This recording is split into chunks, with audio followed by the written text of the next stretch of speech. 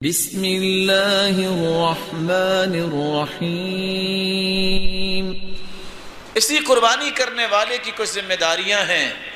پہلی ذمہ داری یہ ہے وہ اللہ کی رضا کے لیے قربانی کرے، لوگوں کے طعنوں سے بچتے ہوئے نہیں، اپنا سٹیٹس اور مورال بلند کرنے کے لیے نہیں، صرف اللہ کی رضا کی نیت کرے، کیونکہ اللہ ذوالجلال فرماتے ہیں قل ان صلاتي ونسكي ومحياي ومماتي لله رب العالمين۔ میری زندگی اور موت، میری عبادت اور میری قربانی کس کے لیے ہے؟ اگر اللہ کے لیے ہے تو کسی کو خوش کرنا مقصود نہیں ہے میرا۔ کتنے لوگ کہیں گے چھوڑو یار یہ لو، اور تم چودھری آدمی ہو، تمہیں کم از کم 2 لاکھ کی قربانی لینی چاہیے، اپنی استطاعت کے مطابق قربانی لو۔ اس کو نہ دیکھو جو طعنہ دے رہا ہے، دیکھو میں خوشی کے ساتھ اپنے رب کی رضا کے لیے قربانی کرنا چاہیے۔ دوسری ذمہ داری یہ ہے، رسول اللہ صلی اللہ علیہ وسلم نے جو اعلان کروایا تھا حج اکبر کے موقع پہ جمعے کے دن، رسول اللہ صلی اللہ علیہ وآلہ وسلم نے، لوگ کہتے ہیں حج اکبر، ہر حج اکبر ہوتا ہے، حج اصغر عمرے کو کہتے ہیں، یہ بھول بھی ختم ہونی چاہیے۔ آپ نے یہ اعلان کروایا تھا ان اللہ بریء من المشرکین ورسولہ، ریاکاری نہیں، اللہ بھی بری ہے، اس کے رسول بھی شرک سے بری ہے، وہ شرک اکبر ہو یا شرک اصغر ہو، رب کی رضا کے لیے قربانی کریں اور شرک سے دور رہیں۔ من ذبح لغیر اللہ فقد اشرک، جو غیر اللہ کے نام پہ ذبح کرتا ہے، اس لیے حدیث کہتی ہے اس نے شرک کیا ہے۔ اگر آپ کسی کی رضامندی کو حاصل کرنے کے لیے، بندے بھی نیک ہیں، کہیں چلو یہ راضی ہو جائے قربانی کرتا ہوں، تو آپ نے بھی اللہ کی رضا کے لیے تو نہ کی۔ تو کیا آپ کو پسند ہے کہ مال بھی خرچ کرے پھر بھی مشرکوں کی صف میں رہے؟ ایسا نہیں ہونا چاہیے، رب کی رضا کے لیے قربانی کرنی چاہیے۔ یہ دوسری بات یاد رہنی چاہیے کہ قربانی کرتے وقت سنت کے مطابق قربانی کریں۔ ہمیں ہر وقت یہ سوچ ہوتی ہے کہ میرا گوشت گھر کتنے بجے آئے گا، میں سب سے پہلے قربانی کروں۔ اچھا پہلے کیا کھانا ہے، پلاننگز ہو رہی ہوتی ہے۔ اچھا 4 کلو آپ نے فریج پہ رکھ دیجئے گا، چلو اس کے بنائیں گے کباب، اور نہیں 2 کلو تو وڑیوں کے لیے ہونا چاہیے۔ اس کی یہ پلاننگ ہوتی نہیں ہے کہ میں نے قربانی کرنی کیسے ہے، سنت طریقہ کیا ہے۔ قربانی خریدتے وقت، ذبح کرتے وقت، تقسیم کرتے وقت، یہ ساری چیزوں میں سنت کا خیال کریں۔ یہ تو بڑا خوش ہوتا ہے انسان کہ میں قربانی کر رہا ہوں۔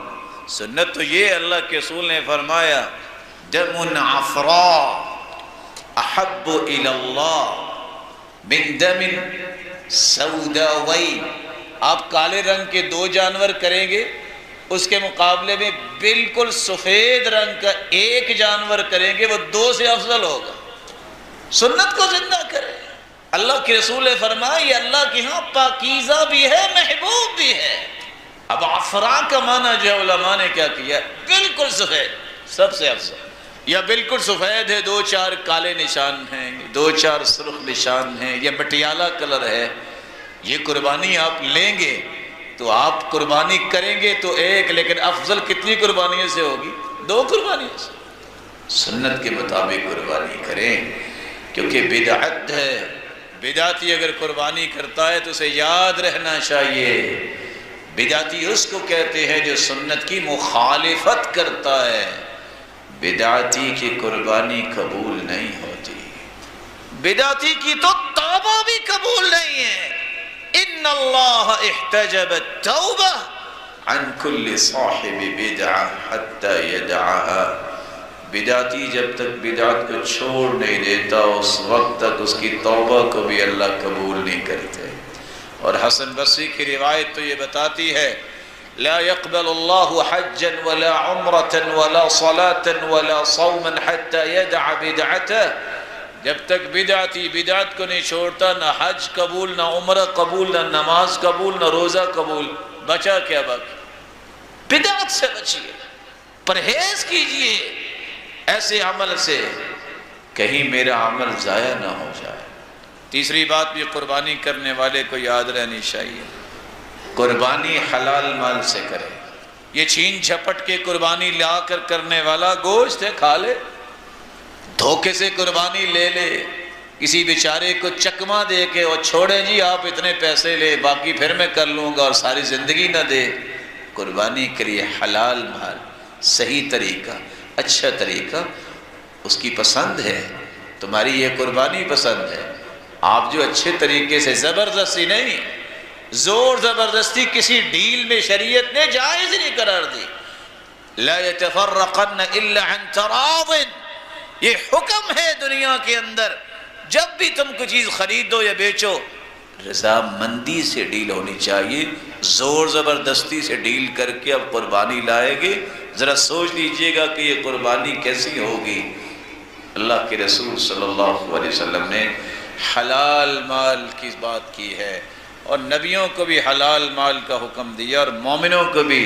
ایک بندہ حج پہ بھی جاتا ہے، اگر حلال مال نہیں ہے، پہلا قدم رکھتا کہتا ہے لبیک، آواز آتی ہے آسمان سے لا لبیک ولا سعدیک وحجک غیر مبذور، نہ تیری گواہی قبول، نہ سعادت تجھے ملے گی، اور تیرا حج قبول نہیں ہے۔ پہلے قدم پہ ہی جواب مل جاتا۔ حلال مال ہوتا ہے، کہتا ہے لبیک، آواز آتی ہے لبیک وسعدیک، اور ساتھ ہی خوشخبری ہوتی ہے وحجک مبرور، جاؤ میرے بندے تیرا حج قبول